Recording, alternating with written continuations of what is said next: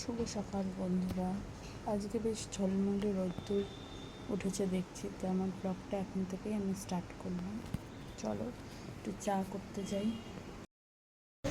সাদা সাদা ডাঁটা দিয়ে কাঁঠালের দানা দিয়ে একটা তরকারি করব, তার জন্য কাঁঠালের দানা আর ডাঁটাটাকে কেটে এইভাবে একটুখানি জল দিয়ে একটু ভাপিয়ে নিচ্ছি। এদিকে কড়াইতে তেল গরম হচ্ছে, আর এদিকে একটুখানি আদা, কাঁচা লঙ্কা, একটু কুমড়ো, ঝিঙে, বেগুন, পটল আর আলু খোসা সমেত আমি কেটে রেখে দিয়েছি।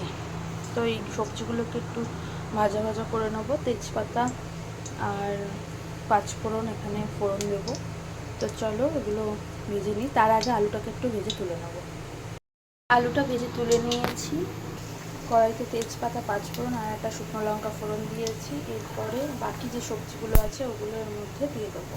আর একটা মিক্সিং জারের মধ্যে কাঁচা লঙ্কা, সর্ষে আর একটু পোস্ত একটু বেটে নেবো।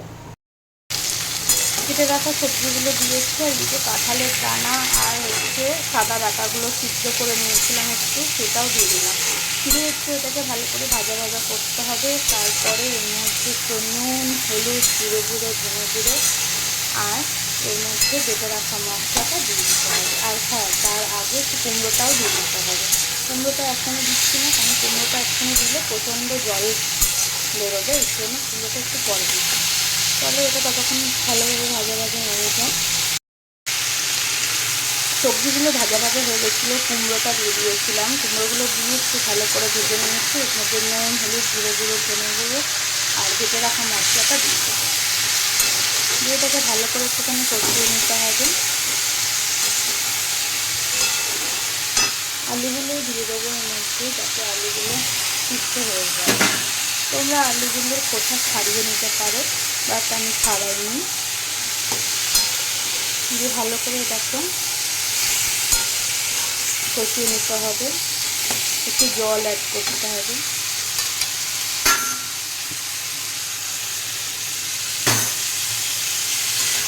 তবে ততক্ষণ এটা 2 থেকে 3 মিনিট ভালো করে কষিয়ে নিই।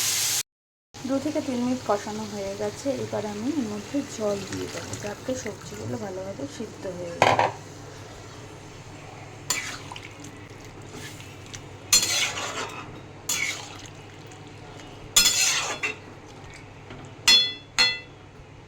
এর উপরে একটা ঢাকা দিয়ে দেবো, দিয়ে 5 থেকে 7 মিনিট এটাকে ফুটিয়ে নেব।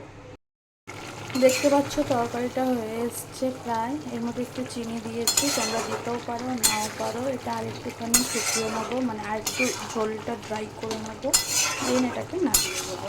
তো কেমন লাগলো আজকে রেসিপিটা কমেন্ট করে জানিও। এটা হলো ফাইনাল লুক।